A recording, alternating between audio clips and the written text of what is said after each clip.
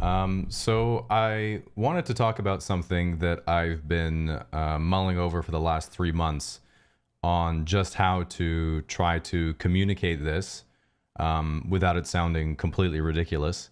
But I've basically come to the conclusion that that's probably how it's going to sound, so I might as well just give it a go. But I want to talk about something that happened to me 3 months ago that resulted in a physical change in my brain.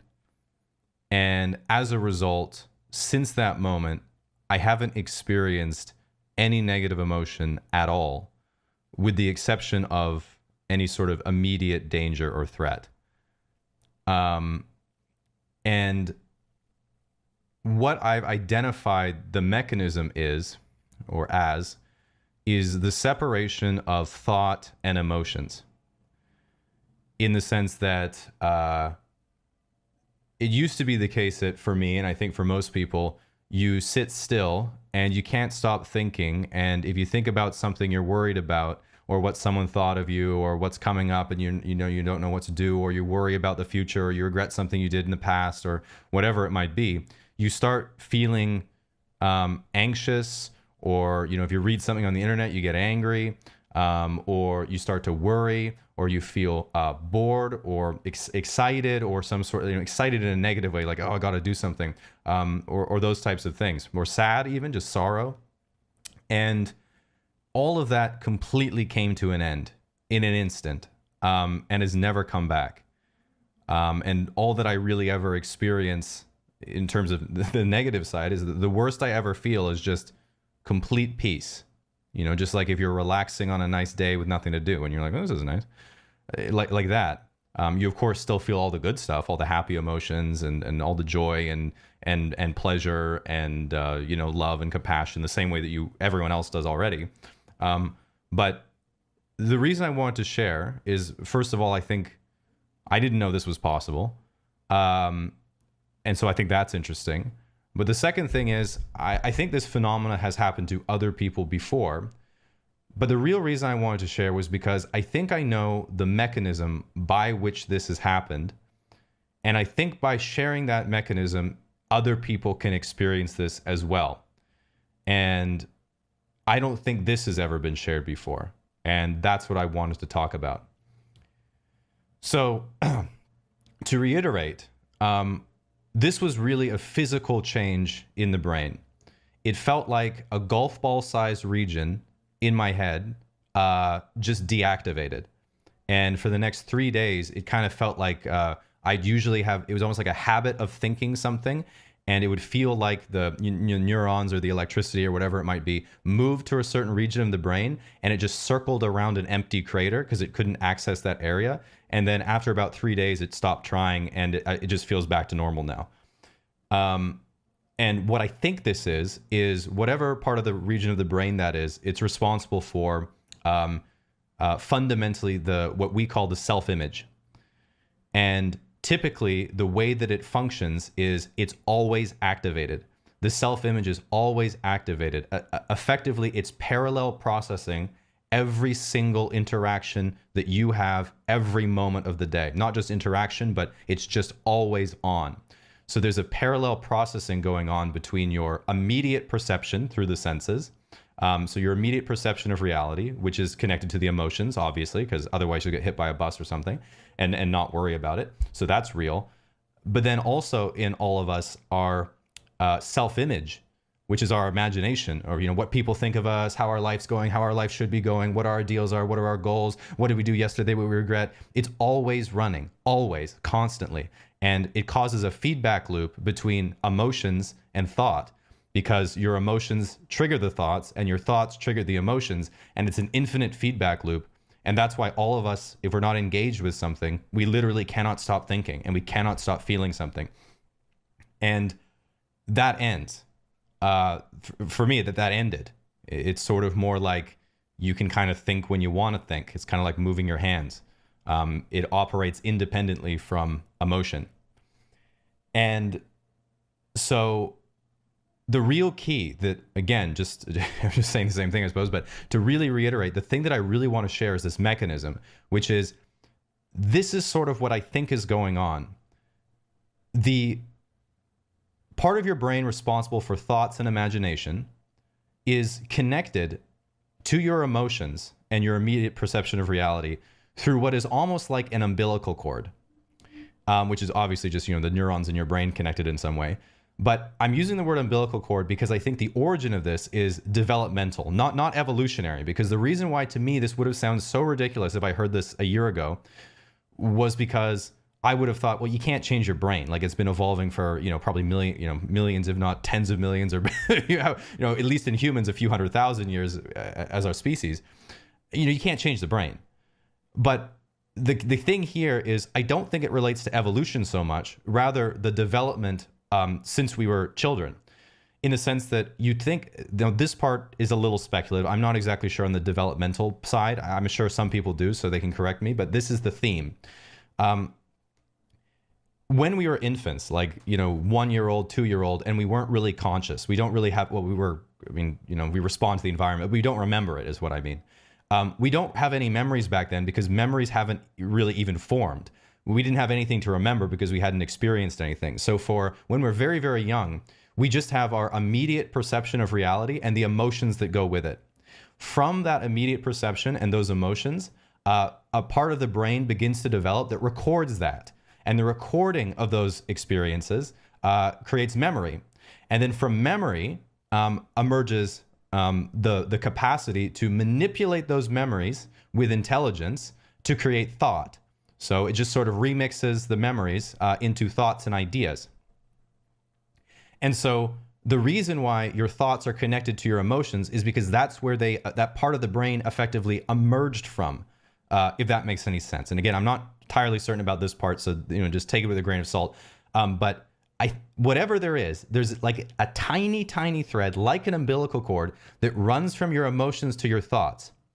That umbilical cord itself, I am suggesting, is kind of like a vestigial neuronal connection. It's like the scaffolding of a building that's never been taken down. And if you actually look at it and examine that umbilical cord completely, you realize, oh shit, this isn't actually needed at all. And that insight into the fact that it's not needed at all for any function ends it and disconnects it from thought. And it feels like, there's a physiological change in the brain that deactivates that center. And so the part that I want to emphasize, because I think this is the part that hasn't been really said before, is that umbilical cord itself, the way we experience that umbilical cord is what we call self-image. Self-image is in fact equivalent to believing that purple is a real color, when in fact purple is not a real color. It's a combination of red and blue. But because we have never examined this, we've never taken the scaffolding down, we just experience purple. What I'm suggesting is through very, very close analysis, inquiry. Some people use like meditation and stuff, but this is completely secular. This has nothing to do with meditation, nothing to do with spirituality. You don't need any of those tools, so to speak. But the examination of that umbilical cord, that connection itself, which is self-image, by looking at it very closely, you can realize that purple is not a color. There is just red and blue underneath. And when you realize, oh shit, it's just red and blue, they instantly separate, and you never experience any negative emotions ever again, with the exception of your immediate perception of reality. So if someone tries to hurt you, you're going to be angry or scared. If you watch a scary movie, that does in fact kind of trick your brain and you get scared. But if you're reading some idiot on the internet who's got a dumb opinion, no emotions at all. You're just perfectly at peace. Because it's just a thought. No one's hurting you. There's no danger. It's just a thought. They have a belief, you have a belief. It's just a churning of ideas. The thoughts have no emotional content at all.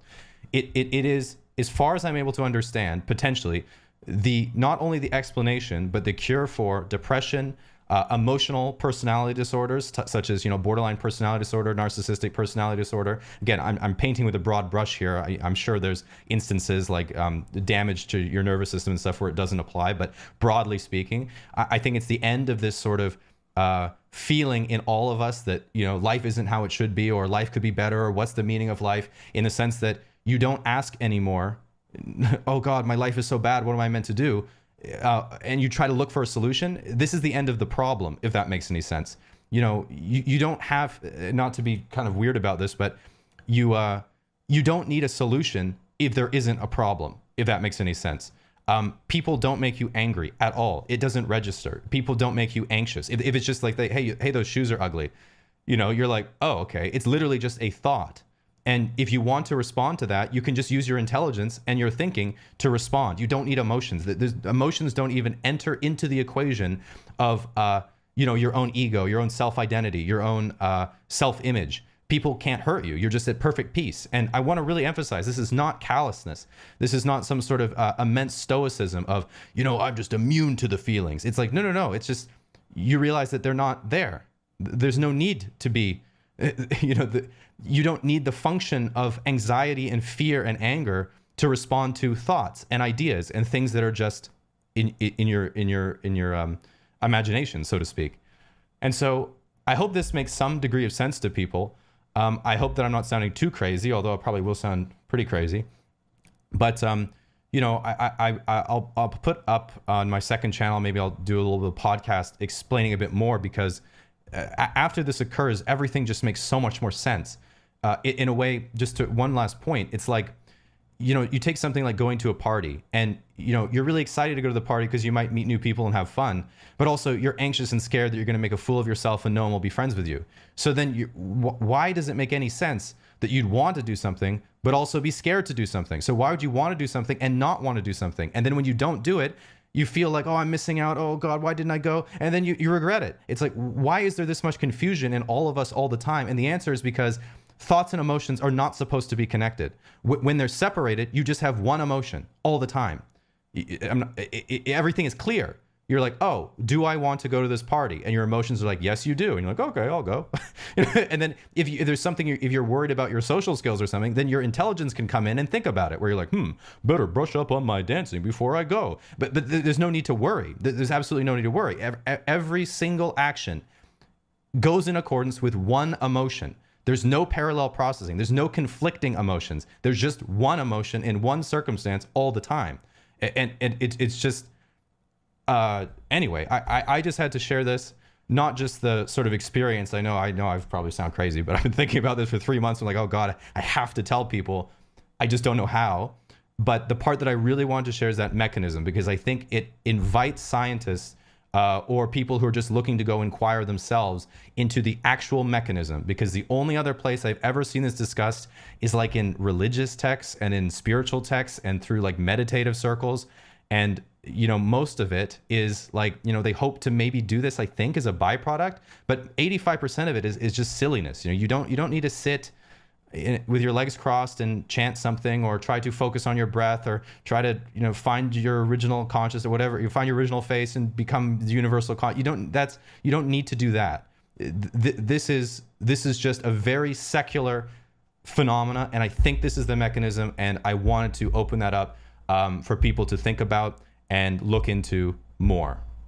So I hope I'm not too crazy. Probably am. Probably already a little bit crazy. All right. Thanks for listening, guys. Talk to you soon.